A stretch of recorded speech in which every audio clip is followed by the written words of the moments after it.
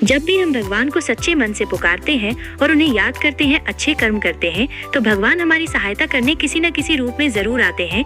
तो आज हम आपके लिए बहुत ही रोचक कहानी लेकर आए हैं। प्लीज हमारे चैनल को लाइक और सब्सक्राइब जरूर कर ले, जिसे सुनकर आपके भी रोंगटे खड़े हो जाएंगे। दोस्तों, एक बार की बात है, एक औरत अपने 2 साल के बेटे और अपने भाई के साथ एक गाँव में रहती थी। उसके पति का देहांत हो गया था। इस कारण वो अपने बेटे के साथ अपने घर आ गई और अपने भाई के साथ खेत में काम करके गुजारा करने लगी। उसके बेटे का नाम शुक्रन था और उसका मामा उसको बहुत प्यार करता था।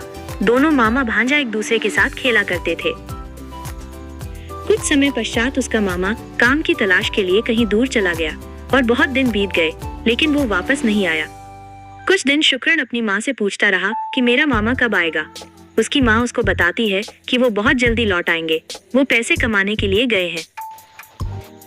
लेकिन जब वो वापस नहीं लौटा तो शुक्रन बहुत परेशान रहने लगा। सारा दिन रोता रहता था और बहुत उदास रहने लगा। उसकी माँ उसे ऐसा देखकर बहुत दुखी होती थी। एक तो उसे अपने भाई का दुख था कि पता नहीं उसका भाई जीवित भी है या नहीं, और ऊपर से उसका बेटा भी बहुत उदास रहता था। वो शिव की पूजा किया करती थी, तो उसने अपने बेटे, तुम्हारे मामा ने भगवान से बातें किया करो और उनको अपना मामा कहकर पुकारा करो।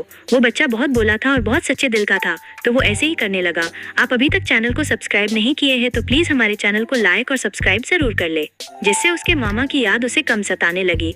और जब भी वो दुखी होता तो महादेव के सामने बातें किया करता था। एक बार उसकी माँ बहुत बीमार हो गई तो उनके घर पर खाने को कुछ नहीं था, तो वो छोटा सा बालक भोजन की तलाश में दूसरे गांव की तरफ चला गया। तो उसे रास्ते में एक सेब का पेड़ दिखाई दिया। सेब के पेड़ के नीचे शिवलिंग रखा हुआ था और उस गांव वाले उस शिवलिंग की पूजा किया करते थे। तो बच्चा जब सेब तोड़ने लगा तो उसका हाथ सेब तक नहीं पहुंचा।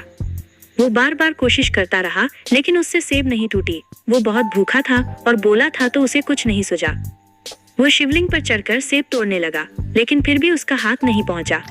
इतने में कुछ गांव वाले वहां पर आ गए और उन्होंने शुक्रन को बहुत जोर से धमकाया और कहा कि तुमने ये क्या कर दिया, भगवान तुम्हें माफ नहीं करेंगे और साथ में हमारे गांव वालों को भी इसकी सजा मिलेगी।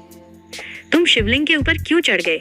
लेकिन दोस्तों, वो बालक गर्मी की वजह से पसीने से लथपथ था। जब वो शिवलिंग पर चढ़ा तो कुछ पसीने की बूंदें शिवलिंग के ऊपर गिर गई, जिसे देखकर भगवान को उस पर बहुत दया आ गई कि मेरा भक्त भूखा प्यासा फिर रहा है। पसीने से कैसे भूखा प्यासा फिर रहा है?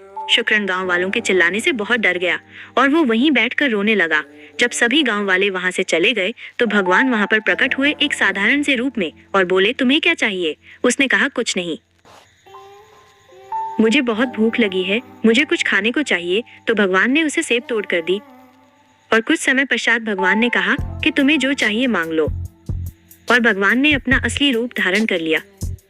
तो बच्चे ने कहा कि मेरी माँ को ठीक कर दो, वो बहुत बीमार है। और भगवान ने कहा, बस इतनी सी बात, कुछ और मांग लो। तो उसने कहा कि मेरे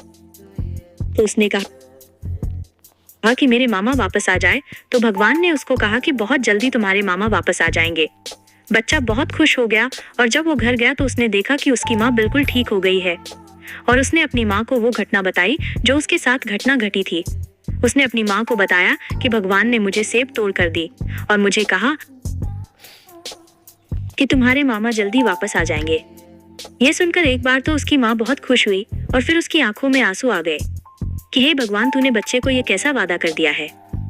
कुछ दिनों बाद भगवान उसके मामा का रूप धारण करके उसके घर के बाहर आए और जोर से आवाज लगाई, सुकन मेरे भांजे कहाँ हो? मैं आ गया हूँ। तो उसकी माँ दौड़कर बाहर अपने मामा की गोद में चढ़ गया। उसकी माँ ये सब देखकर बहुत प्रसन्न हुई, लेकिन उसकी प्रसन्नता कुछ देर की ही थी। कुछ देर बाद वो सोचने लगी कि मेरा भाई तो इस दुनिया में नहीं है। जब रात हो गई तो वो समझ गई कि ये मेरा भाई नहीं है, यह खुद भगवान उसका रूप धारण करके आया है।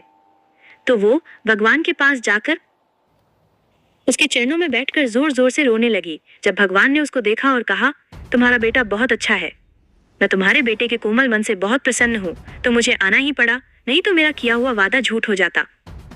अगले दिन सुबह भगवान शुक्रन से कहता है कि मैं शहर वापस जा रहा हूँ पैसे कमाने के लिए, वहां पर मेरा बहुत बड़ा काम है, मेरा जाना जरूरी है।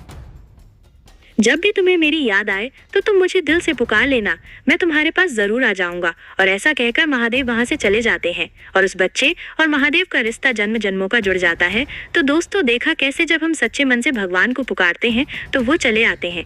ये कहानी पसंद आई है? हमारे चैनल को लाइक और सब्सक्राइब और सैयद जरूर कर ले। जय श्री राम जरूर लिखे।